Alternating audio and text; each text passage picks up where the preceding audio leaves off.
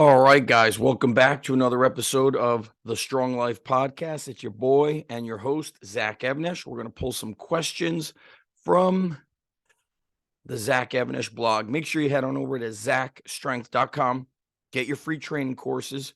So when people are like, what program should I follow? What do I do? Have you followed the free ones, the ones that are so expensive? They are free. Of course you haven't. That's the thing. These downloads, they just collect internet dust, as I call it, and people don't take action because there's no skin in the game. And that's really the downside to so much of people's work really being free on the internet. So people are less valuing education and information, when education and information can really unlock and open up many new doors for you. It's what helped me really move forward as a business owner. When I started as a strength coach, I was investing and purchasing business courses, and I had this thing in my head where it was like, all right, if it was $100, then you have to make a 10 times ROI within the first 30 days. It was a game I played to challenge myself to make a return of investment. So this episode is not going to be business related. I'm going to do a screen share so you guys could see the question I'm pulling. And we're going to open up right here. Oh, you could see the Underground Strength Manual, the download. This is also what comes with the Underground Strength Coach certification and the SSPC cert. I'm not writing a new training manual, that's for sure. And so here we go. I had people drop comments and I'm pulling questions here. So I did have a business/communication question. I want to address this a little bit and then move on to the training question. This is from Ryan Hart. He did the online Underground Strength Coach certification. He is a strength coach in the military. And whenever I have a question on trust and communication, I share my experiences. And then I defer to my friend Brett Bartholomew, Art of Coaching, who I love that guy. He's just the absolute expert in this area. So I want to make sure that when I'm talking about this topic, you don't stop the research with Zach Evnish. It moves on. And I think it's important to give credit to people. So this is an important question. Let's address it. Then we have a great training question. So Ryan says, Zach, can you speak on how to build trust? I would use the words buy-in, quote unquote, but that is far too overplayed in the industry right now, and ultimately a cop-out for trust and relationships.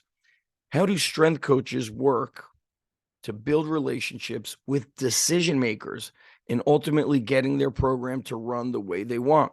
So looking at how do we get administrators, supervisors, people in director and supervisor personnel positions, how do we influence them, right? How can they, so Ryan says, for new coaches, how can they learn to compromise where needed and stand their ground where needed? How do they know the difference? How can men, let's use the population of men over 40, as is the example in this article, learn when to let their guard down and admit they are wrong in the way they are going about doing things for their health, fitness, or any area of life, and need the help of someone who can mentor and coach them? So it sounds like Ryan should get to an art of coaching seminar where they do all the hands-on communication and what Brett calls this is power dynamics. So number one, I've made many mistakes here. I would say my passion has gotten me in trouble where I don't give a shit about what a supervisor or administrator is telling me to do if I personally don't believe it's in the best interest of the athletes I'm working with.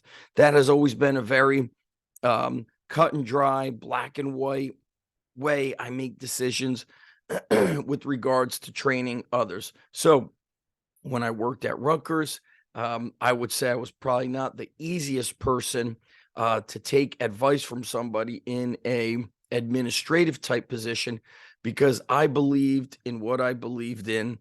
This is what I felt was the best thing for the athletes. And I didn't really have time for anything in between. And Ron McKeefery told me, he said, Zach, toughest thing for you is going to be working for somebody else because you've spent 20 years working for yourself, making decisions, no yellow tape, red tape, and just nobody slowing you down. And so I think if you also read stuff by Robert Greene, one of the first laws in his book, I believe it's called the 48 Laws of Power, is never outshine the master. So the people, and Jocko Willing talks about this too. The people who are in these administrative type positions, they don't want you to outshine them. They prefer things like, hey, listen, I'd love to learn more about what you do. Can I stop in to observe you coaching or observe you working? And then they love that. And then you might have an idea, but they give the idea and you just say, thank you so much. You're making me better. I'm going to use that. And so if we break that down into layman's terms, we call that kissing ass. And somebody like myself may not feel good about that. But if at the end of the day, as Jocko Willink would say, what is the mission? The mission is to do the best work I can for the athletes, wherever it is. When I was at the college sector, now I'm at the high school. I've always got the private facility.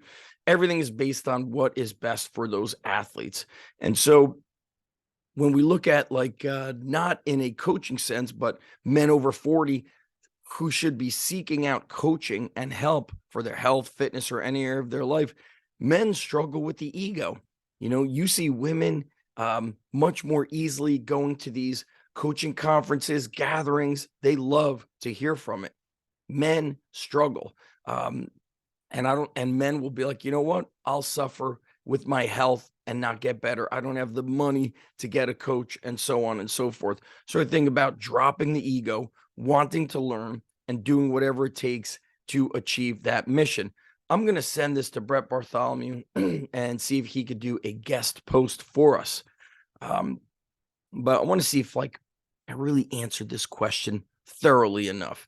And by the way, we have a lot of business episodes here on the Strong Life podcast. And the way to find them is you go to zachevnesh.com, use the search button, type in business. But a lot of it has to do with marketing. There have been some episodes where I talk about art of coaching, and I'm always tagging Brett Bartholomew in them. So for new coaches, how could they learn to compromise where needed and stand their ground where needed? How do you know the difference? Well, what you're going to learn is when you're working in the military, working in schools, college, high school, private schools, is that you look at things going on and you realize, wow, this plan of action here is actually not in the best interest of the athletes or the kids. And so this is also why I've always loved having my private business, because if my back is against the wall, I'm never kind of like one option and out.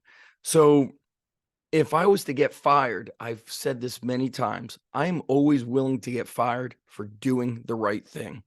And I'm not going to go down a road that is not in the best interest of the athletes, period, end of story, which is why I believe that as a coach, you should have some sort of another option, another way to build your income.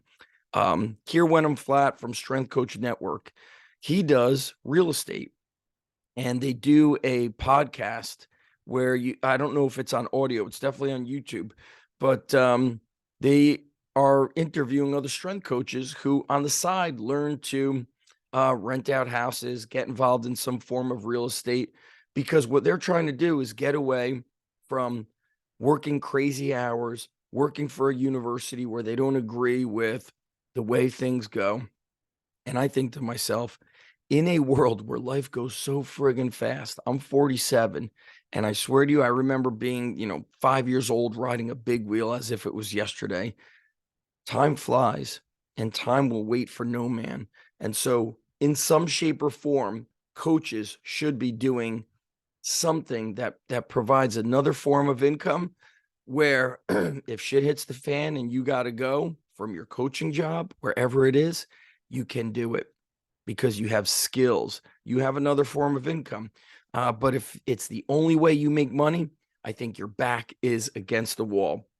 So letting your guard down, I look at it as, if I have an opportunity to learn, I'm cool with that. I don't care if somebody's smarter than me or better than me. But what I do care about is what is needed in the best interest for, in my case, high school athletes. So you hear me say in the best interest of the kids, and I push for that.